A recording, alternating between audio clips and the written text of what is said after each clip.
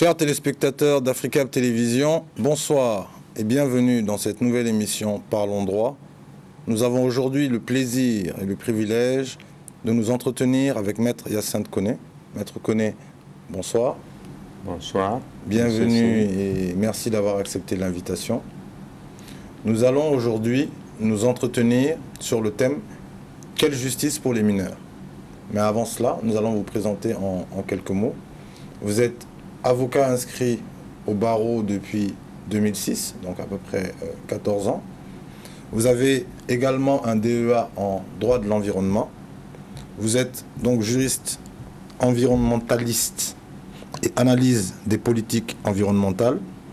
Vous êtes formateur à l'Université des sciences juridiques et politiques, à la faculté d'histoire et de géographie et à l'école militaire d'administration, entre autres choses.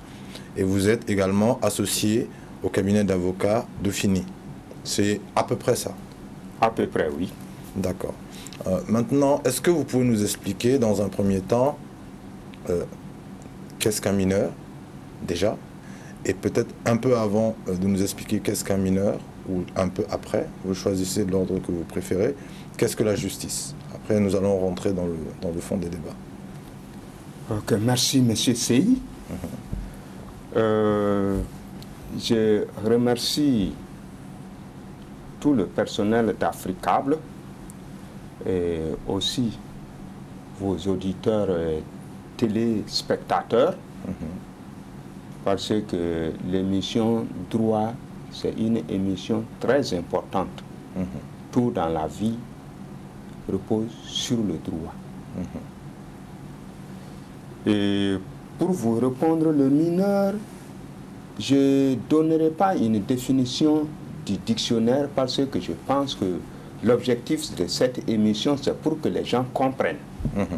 Donc le mineur, selon la définition pédagogique que j'ai, c'est une personne humaine qui, à cause de son âge, est présumée n'avoir pas atteint la maturité nécessaire pour se protéger physiquement et juridiquement, ce qui fait que la loi lui accorde certaines faveurs. Et selon les conventions internationales, c'est l'âge, à partir de l'âge de 18 ans. Il faut avoir 18 ans révolus pour être majeur. Donc majeur par opposition aux mineurs. Et avant, les textes, l'âge variait selon qu'on soit dans le domaine pénal ou civil. Et aujourd'hui, il y a eu une harmonisation.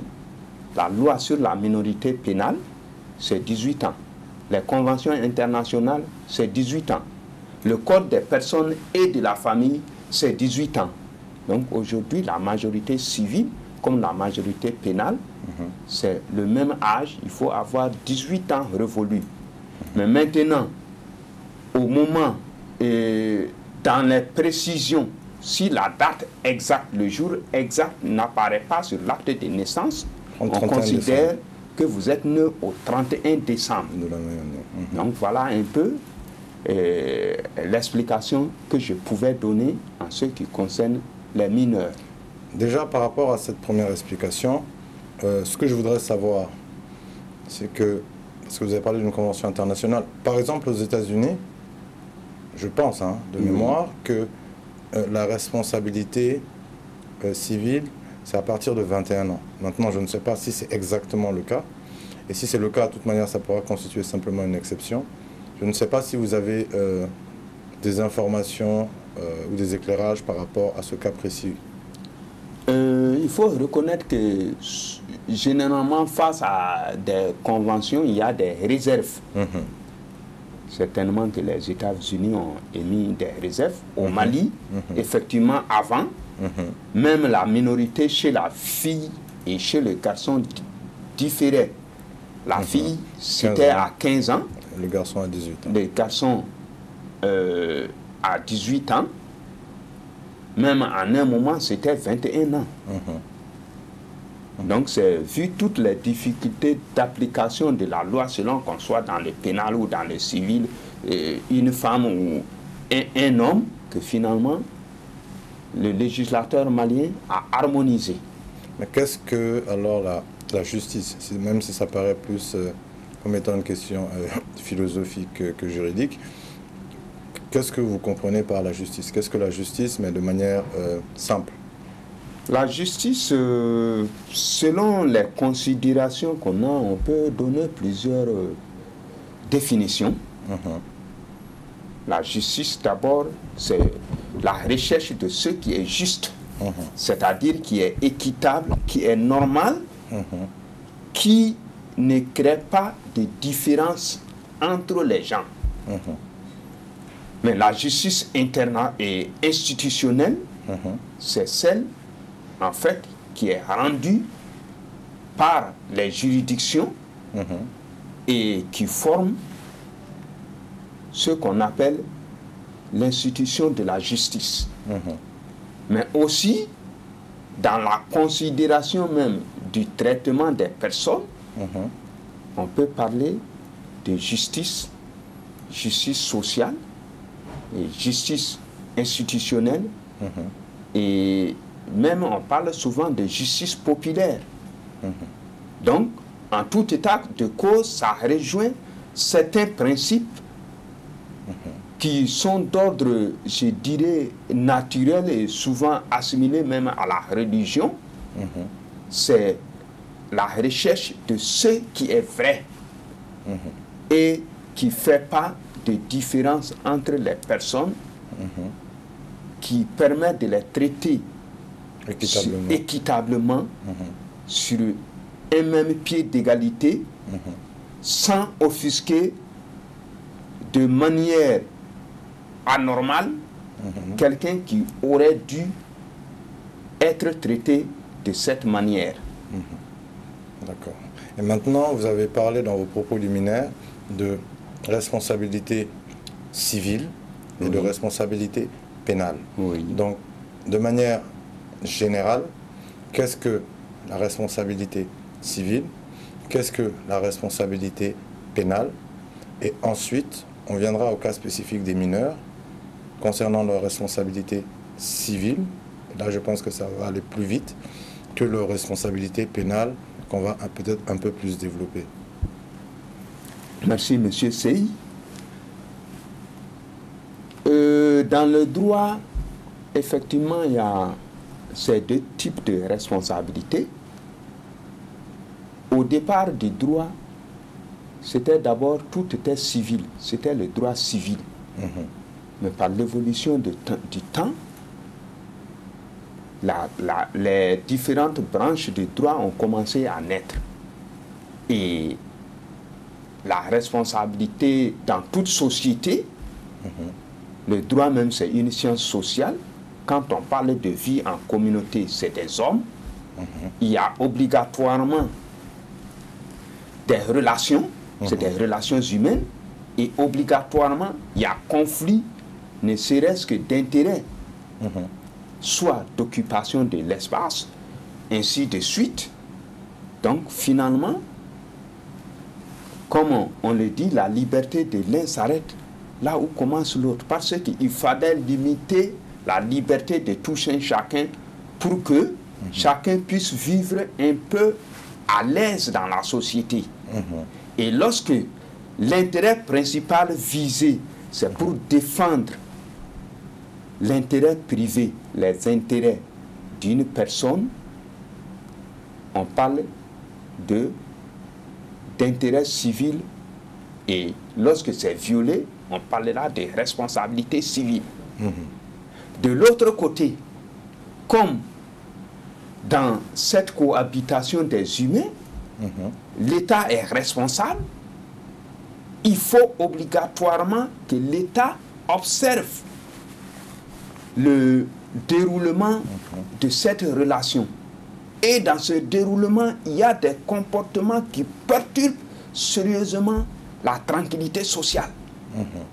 Et c'est pourquoi la loi saisit ces comportements et les sanctionne, les réprime. afin que cela serve de leçon aux autres. Et lorsque c'est ces principes dont la violation choque la conscience collective qui sont en cause, on parle alors de responsabilité pénale. Et à partir de ce moment, c'est la loi pénale qui s'applique et les sanctions, c'est par exemple les peines d'emprisonnement. Alors que si c'est la responsabilité civile, ça se règle en termes de paiement de réparation par dommages et intérêts. Mais cela est théorique. Dans la pratique, souvent on retrouve une violation des deux principes. Parce que, par exemple, en violant les droits privés de 4 ou 5 personnes, il se trouve que la société est sérieusement choquée. C'est par exemple le cas de l'infraction de vol. Quand vous volez quelqu'un, son droit privé à la chose que vous avez violée a été atteint. Mais en retour aussi, ça perturbe l'ordre social, ça dérange la société. Et à partir de ce moment, le procureur a le droit de vous poursuivre. Et même si celui dont le droit a été violé revient, on entend souvent dire que malgré que la victime a retiré sa plainte, qu'ils ont poursuivi, c'est tout à fait normal. Juste peut-être un peu pour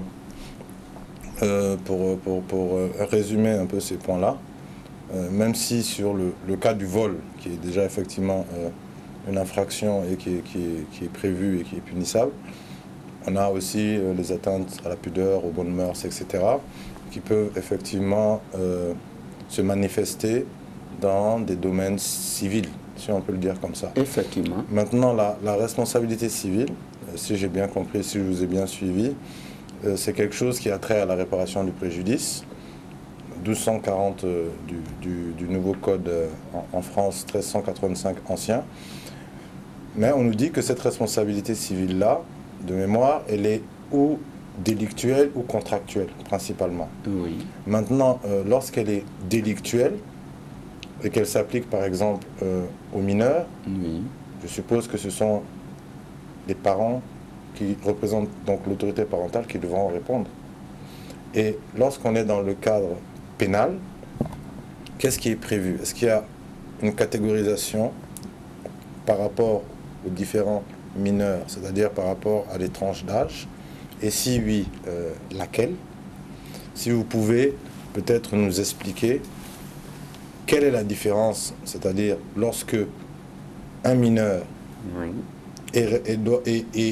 doit répondre, parce que la responsabilité c'est répondre de ses actes, doit répondre par rapport à un fait civil qui lui est imputable via l'autorité parentale, ou doit répondre par rapport à un fait pénal. Ok. Vous me posez beaucoup de questions en même temps, mais bon, par ordre, je vais tenter de répondre. Effectivement, quand il y a la faute, elle peut être civile, elle peut être pénale. Et c'est le point même de souligner cela. Cela est dommage parce que de plus en plus, on a tendance à tout pénaliser au Mali. Je suis praticien, je sais ce que je dis.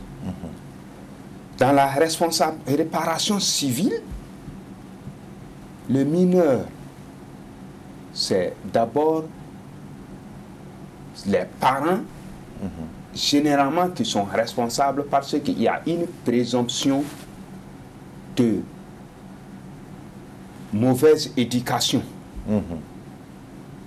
Et les mineurs, généralement, aussi ne disposent pas de ressources propres pour réparer ce qu'il a causé comme dommage. Raison pour laquelle on engage généralement la responsabilité civile des parents. Mais si il se fait que le mineur a des biens propres à lui, rien n'empêche que la réparation se fasse sur ces biens. C'est un peu comme la responsabilité, excusez-moi le terme, des fous, les démons, les aliénés mentaux. En France, dont nous avons hérité le droit, au départ, cela posait problème. Par exemple, quand les fous sortaient et causaient des crimes. Donc, à l'époque, le régime était le même en droit pénal, c'était l'irresponsabilité. Donc, les parents de la victime se retrouvaient sans ressources. Finalement... Mais, excusez-moi de vous couper, hein, oui. parce que chaque fois, ce que vous dites est intéressant. Quand vous parlez, par exemple, des biens des mineurs, oui. on sait qu'on a l'administration légale. Justement. Et cette administration légale peut être exercée par les parents. Généralement, c'est les parents. Voilà, généralement. Oui, on peut avoir un administrateur ad hoc qui peut être justement choisi par le JAF, le juge des enfants, oui, pour administrer les biens en question s'il y a des intérêts ou une opposition d'intérêts entre les parents et l'enfant en question. Oui. Donc, cette administration-là n'est pas un fait ou n'est pas une capacité uniquement des parents. Non, et des parents même, au cas où ils sont de mauvaise moralité, où il y a problème. Aussi, ils sont déments eux-mêmes d'ailleurs. Justement, il y a la tutelle qui joue, il y a le conseil de famille et le procureur siège. Donc, l'intérêt de l'enfant est d'abord préservé, c'est le premier souci. Et une fois qu'il a atteint la majorité, même les gérants de ces biens sont obligés de rendre compte de leur gestion. Et donc, dans la responsabilité civile, s'il n'a pas de biens, en ce moment, c'est ses parents qui sont présumés responsables civilement. Bon, tout à fait. Maintenant, pour la responsabilité pénale. La responsabilité pénale, pour les enfants qui ont moins de 15 ans, la loi dit qu'ils ne sont pas pénalement responsables. 13 ans ou 15 ans? 15 ans. D'accord. 15 ans. Mais plus de 15 ans, là, leur responsabilité, effectivement, peut être retenue. Parce que, pourquoi je pose cette question? Oui, c'est 13 ans. Voilà, excusez-moi. Voilà, parce que je comprends le 15 ans. Oui. Parce que dans, effectivement, la loi 01-81 du 24 août 2001 portant sur la minorité pénale et les institutions de juridiction pour mineurs, à l'article 20, lorsqu'on parle par exemple de la garde à vue, oui, on la délimite à 15 ans. C'est-à-dire, on dit les enfants de moins de 15 ans, oui, c'est 20 heures maximum de garde à vue. C'est ça. Même si on sait que dans les enquêtes préliminaires, ici dans la pratique, on dépasse largement ces délais-là, par méconnaissance, par ignorance ou sciemment, bon, ça il faudra savoir, et que exceptionnellement, le juge peut autoriser 10 heures supplémentaires. Mais pourquoi je dis que c'est intéressant, c'est que j'ai vu par exemple dans le code de procédure pénale de la Côte d'Ivoire par exemple à côté, qui s'est inspiré aussi du code français bien évidemment comme tous nos pays francophones, et eux ils ont fait une catégorisation en 3 en fait. C'est-à-dire qu'il y a l'enfant jusqu'à 10 ans, jusqu'à 13 ans, et au-delà de 15 ans, c'est-à-dire 15 ans révolus, 16 ans à 18 ans. Mais nous, on a fait moins de 13 ans, et de 13 ans à 18 ans. Alors que de 13 ans à 18 ans, moi personnellement, si l'enfant a 14 ans ou il a 16 ans, ce n'est pas pareil. Et la loi, quelque part, se contredit elle-même parce que la garde à vue, si l'enfant a 16 ans, ça s'applique comme s'il était un majeur émancipé, alors qu'en réalité, ça ne devrait pas l'être. Donc est-ce que par rapport au dispositif légal lui-même, il ne serait peut-être pas bon d'aller vers un système peut-être comme ça aussi en 3 catégories, ou d'harmoniser à ce moment-là et de dire que c'est interdit pour les moins de 13 ans ou pour tous les mineurs, c'est-à-dire même les moins de 18 ans. Vous avez tout à fait raison.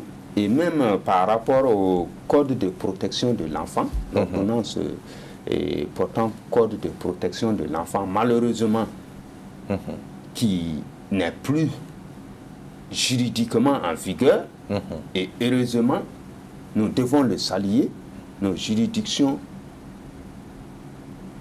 continuent de l'appliquer parce qu'elles trouvent que c'est favorable pour l'enfant.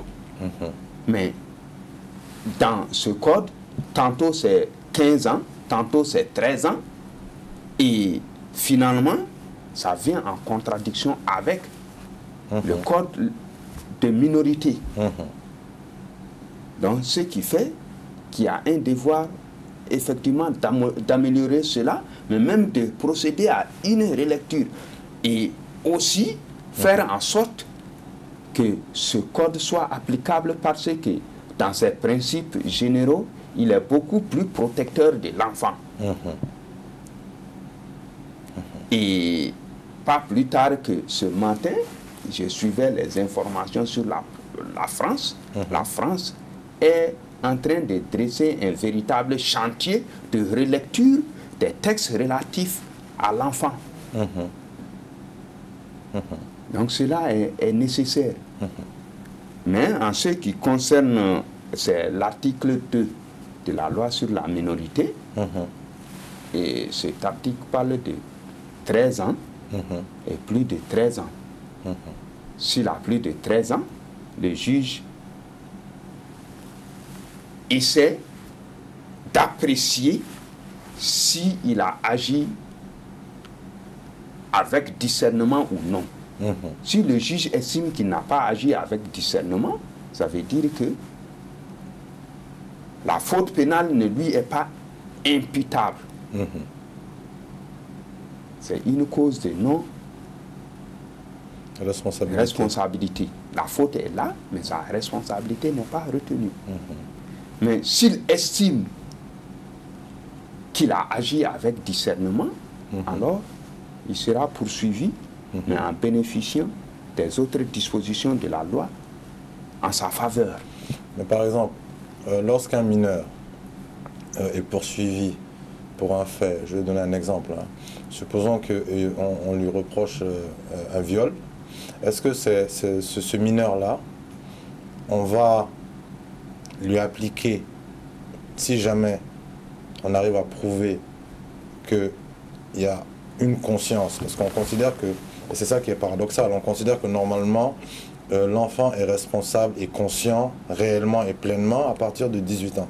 Mais bon, même si on considère que ce fait est volontaire et qu'il y a une preuve, est-ce que ça sera l'application de la peine entière ou ça sera l'application de la moitié, par exemple, de la peine prévue? Oui, effectivement, cela ressort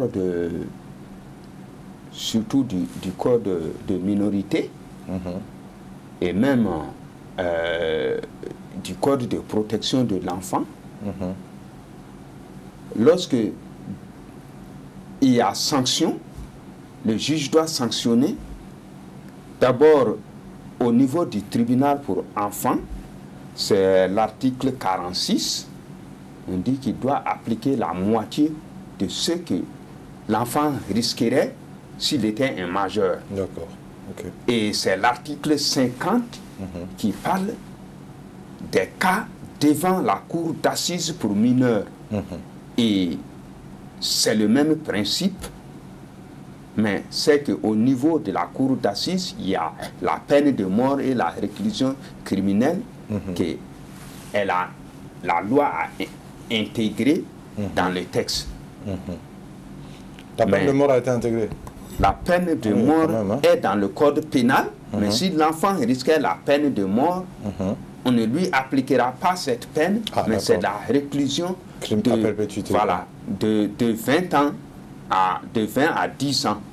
Alors que pour le majeur, c'est la peine de mort et la réclusion à perpétuité. D'accord. Ok.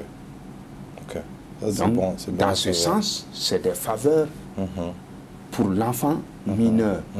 Et effectivement, même s'il a agi avec discernement, nous devons reconnaître que l'enfant n'a pas la même maturité qu'un adulte. Mais il faudrait une certaine clémence à son égard et aussi même après le prononcé de la peine, dans l'exécution de la peine, si on se rend compte qu'il y a un changement, le juge peut revenir sur cette décision à tout moment. D'accord. Maintenant, comme il nous reste 2 minutes, oui, j'allais peut-être faire juste une remarque et puis aller sur les 2 dernières questions, mais vraiment peut-être rapidement. Par rapport à l'enfant, encore une fois par rapport à des codes voisins, lorsqu'ils le catégorisent en 3, c'est-à-dire par exemple de moins de 10 ans, moins de 13 ans, ou en tout cas entre 13 et 16 ans, et plus de 18 ans, plus de 16 ans, il y a par exemple ce qu'on appelle l'excuse absolutoire, c'est-à-dire que ce qu'on applique aux enfants de moins de 13 ans chez nous, ça veut dire qu'on considère que de toute manière, il n'est pas pénalement responsable, quelles que soient les raisons, on ne va pas discuter. Maintenant, au-delà, ce qui est fait, c'est que en fonction et de l'infraction et de la catégorie d'âge, que ce soit encore une fois 13, 15 ans ou 16, 18 ans, les peines ne sont pas appliquées pareil. Je pense qu'il faut peut-être, ça c'est mon avis à moi, qu'on arrive, parce que vous parlez de l'ordonnance en question sur la protection des enfants, qui selon vous est un très bon texte, peut-être l'amender ou l'améliorer aussi également dans ce sens, et se débrouiller pour que les autorités même actuelles, et notamment le Conseil national de transition qui fait office d'Assemblée nationale, puissent le faire entrer en vigueur, parce qu'on a aussi une délinquance juvénile qui monte en puissance aujourd'hui au Mali, et dans tous les domaines et dans tous les quartiers. Donc maintenant, est-ce que, de manière synthétique, vous pouvez nous dire quelles sont peut-être pour vous des pistes de solution, des pistes d'amélioration des conditions, de détention des enfants, c'est-à-dire des mineurs, et 2, de traitement devant la justice de ces mêmes mineurs. Et juste après, peut-être nous donner une citation qui vous marque et qui vous a marqué. Et ensuite, après tout ça, on va finir par un vœu que vous allez faire pour le Mali et pour les Maliens. Vous avez exactement 2 minutes. Okay. Merci, Monsieur Sey. C'est un peu difficile de le dire, mais aujourd'hui, le constat est amer. Le constat est amer parce que nos juridictions pour enfants sont délaissées. Et nos enfants sont délaissés. C'est le lieu d'interpeller les parents. Ils sont les premiers responsables. Beaucoup, par exemple, de mes clients, quand je les ai rencontrés, ils n'avaient pas de toit, ils n'avaient personne qui s'occupait d'eux. Même après leur libération, j'avais peur qu'ils soient libérés parce qu'ils vont retomber dans la même délinquance. Et là, ce sera certain, ils seront des majeurs. C'est plus dur. Et si le Mali ne prend pas garde, c'est ces enfants demain qui poseront problème, parce que demain ce seront des grands délinquants. Alors qu'aujourd'hui, on aurait pu les éduquer, on aurait pu les mettre sur le droit chemin. Même le tribunal pour enfants, nous les praticiens du droit, les avocats, les magistrats, nous le fuyons. Moi-même, j'y vais parfois rarement parce que il n'y a rien là-bas. C'est des enfants, généralement, qui sont même sans famille. Qui est-ce qui va payer les honoraires de l'avocat? Mais la société part d'abord de la famille. Et tout repose dans la famille. Mais malheureusement, on a tendance à l'oublier. De 2, l'avenir d'un État, c'est sa couche juvénile. Et malheureusement, nous avons tendance qu'on joue à la politique d'Autriche, on fait semblant, mais aller à Bolé, aujourd'hui, il n'y a pratiquement pas d'infrastructure. Ceux qui sont là-bas, ils essayent de gérer le peu qu'ils ont. Mais aujourd'hui, j'ai dit, à Bolé, il devait avoir une école. Il devait avoir de véritables ateliers pour les enfants. Un enfant qui n'a pas eu la chance d'aller à l'école, il faut au moins le préparer à un métier. Sinon, demain, il sera un délinquant. Et s'il se retrouve en prison, il faut le préparer à un métier. Mais malheureusement, tout le monde a baissé les bras. Les parents ont abandonné, la société a abandonné, l'État a abandonné, même la justice a abandonné. On les condamne, on les met quelque part pour qu'ils ne dérangent pas, mais on ne se dit pas qu'ils doivent réintégrer la société. C'est un appel fort, un cri de cœur que je lance aux autorités. Merci, Maître Hyacinthe Koné. Je pense qu'on a dit l'essentiel. Malheureusement, on est déjà hors temps, mais ce fut très instructif et très intéressant. Je pense que votre cri du cœur a été entendu. Pour ma part, je voudrais quand même conclure, malgré le fait effectivement qu'on est hors temps, en précisant que quand vous dites Bolé, parce que pour beaucoup de personnes, Bolé c'est la prison pour femmes, mais qu'ils comprennent que la prison... Il y a Bolé femmes, il y a Bolé enfants. Il y a une séparation entre les deux, même s'il y a quelques petits ateliers, au jour d'aujourd'hui, c'est insuffisant vu ce qu'il y a comme personnes détenues là-bas, comme nombre d'enfants, comme encadreurs, entre autres choses, au-delà du dispositif légal et de ses faiblesses.